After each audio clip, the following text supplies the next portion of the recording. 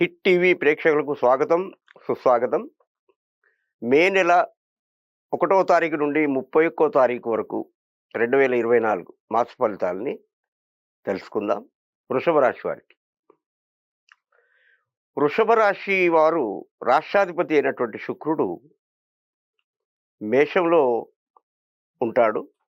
తదుపరి మీ వృషభ రాశిలోనికి వచ్చే అవకాశం ఉంది.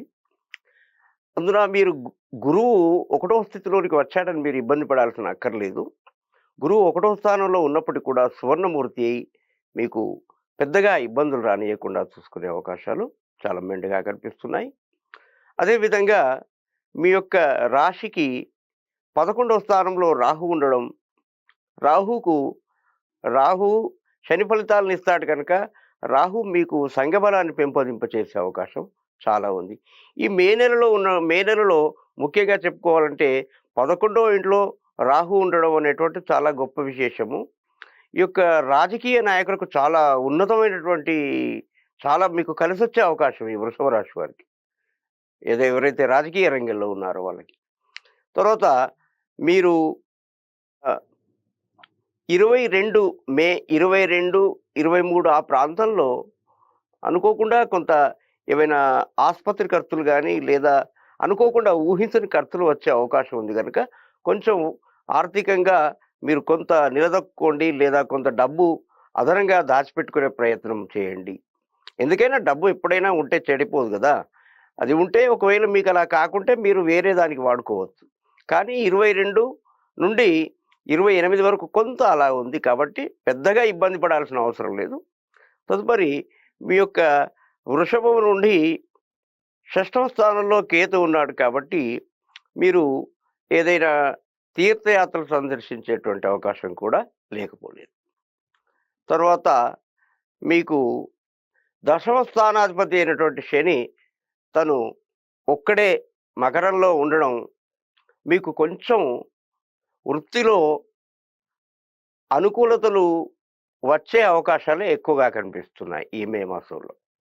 కావున వృషభ రాశి వారికి ఒక జాగ్రత్త గాని, లేదా సూచన అనుకోండి, సలహా అనుకోండి ఒక మిత్రునిగా. అయితే మీ పై అధికారులతో కొంత జాగ్రత్తగా వ్యవహరించడం ఎందుకైనా మంచిది ఈ మే మాసంలో. దానివల్ల ఏమవుతుంది అంటే మీకు వచ్చే ప్రమోషన్ కానీ, ఇంక్రిమెంట్ కానీ, ఏవైనా ఇంకా మీకు ఏవైనా ఇంకా లబ్ధి చేకూరేటువంటి అంశాలు ఏవైతే ఉన్నాయో అవి మీకు లభించే అవకాశం ఉంది. కనుక కాస్త జాగ్రత్తగా, ప్రేమగా, నిష్కల్మషంగా మసలుకోండి. మీకు తప్పకుండా మీకు పై అధికారుల చేత, మీకంటే ఉన్నతాధికారుల చేత లబ్ధి పొంది మీరు మంచి పేరు తెచ్చుకుంటారు మీ యొక్క చేసేటువంటి టీం లోపట. అది ఏ రంగమైనా కావచ్చండి. ఈ ఫీల్డ్ అని చెప్పకుండా ఏ ఫీల్డ్ అయినా చెప్పొచ్చు. మీరు వ్యవసాయదారులైనా సంతోషమే. వ్యవసాయదారులు కూడా అంటే ప్రతి రంగానికి వర్తిస్తుంది. కాస్త ఓపిక అనేది ఖచ్చితంగా నేను గతంలో మేషరాశికి కూడా చెప్పాను. వృషభ రాశికి కూడా మే 22 ప్రాంతంలో కొంత ఓపికను పెంచుకోవడానికి ప్రయత్నం చేయండి. ఎందుకంటే స్వయంగా మీ ఆరోగ్యం కాకుండా ఇంట్లో ఎవరికైనా అనారోగ్యం ఏర్పడే సూచన ఉందని కొంచెం సూచనప్రాయంగా చెబుతూ ఉన్నాను. ఖచ్చితంగా జరుగుద్ది అని మీరు భయపడాల్సిన అవసరం లేదు. పెద్దగా అప్పుగా తీసుకొచ్చే డబ్బులను మాత్రం ఇంట్లో పెట్టుకోకండి. మీ డబ్బునే మీరు పొదుపు చేసుకోండి వీలైతే. లేదా మీరు కొంత డబ్బును మీ దగ్గర అడిగి దాచిపెట్టుకోండి, బాగుంటుంది. తర్వాత ఈ వృషభ రాశి వారికి ఈ యొక్క మే నెలంతా కూడా దాదాపుగా సాఫీగా సాగిపోయే అవకాశాలు ఎక్కువ కనపడుతున్నాయి. 100కి 75% అనుకూలంగా ఉంది. మీరు చేయాల్సినటువంటి పరిహారం ఏమిటంటే శుక్రవారం రోజు మద్య మాంసాలు ముట్టకపోవడం చాలా మంచిది. లక్ష్మీదేవిని ఆరాధించండి. స్వస్తి.